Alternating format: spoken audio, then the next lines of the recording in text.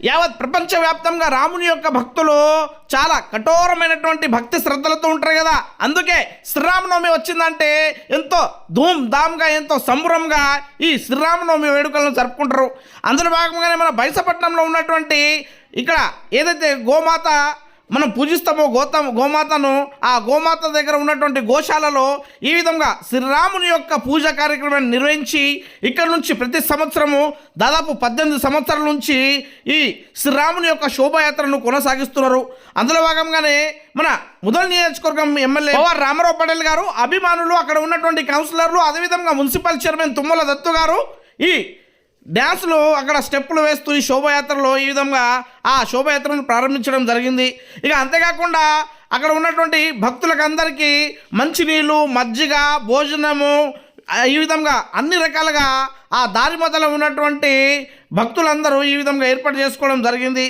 ఇక్కడ చూస్తున్నారు, ఇసుక వేస్తే రాలనంత భక్తులతో ఎంతో చూడముచ్చటగా సంబురంగా ఇక్కడ ఈ శోభాయాత్రను కొనసాగించడం జరిగిందన్నమాట. ఇక ఈ కార్యక్రమంలో భాగంగానే ఎక్కువగా ఈ కార్యక్రమంలో మనకు 16, 17, 18 సంవత్సరాల పిల్లలు ఎంతో ముచ్చటగా అక్కడ స్టెప్పులు వేస్తూ ఈ శోభాయాత్రను కొనసాగించడం జరిగింది.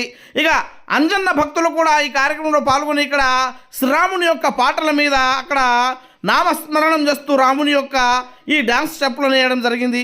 అంతేకాకుండా మనం ఇక్కడ ఎంత దూరం చూస్తే అంత దూరం ఇగో ఇక్కడ కనుమేర వరకు అక్కడ కొన్ని వందల వేల మంది భక్తులు ఈ శోభయాత్రలో పాల్గొనడం జరిగింది. ఇక ఎలాంటి అవాంఛనీయ సంఘటనలు జరగకుండా పోలీసు వాళ్ళు కూడా మంచి బందోబస్తును ఏర్పాటు చేయడం జరిగిందన్నమాట.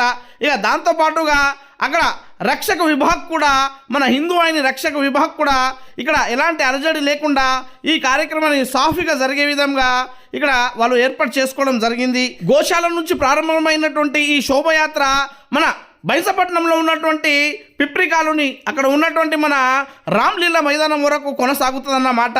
ఇక అక్కడ కొనసాగిన తర్వాత మన హిందువుల గురించి, హిందూ పండగల గురించి, హిందూ సాంప్రదాయాల గురించి, అదేవిధంగా రాముని గురించి, ఆంజనేయుడి గురించి మన వివిధ రకాలుగా అక్కడ వచ్చినటువంటి ప్రముఖులందరూ మాట్లాడుతూ వాళ్ళకు చైతన్యపరుస్తూ మన పండగలను ఏ విధంగా జరుపుకోవాలని అక్కడ సూచించడం జరుగుతుందన్నమాట.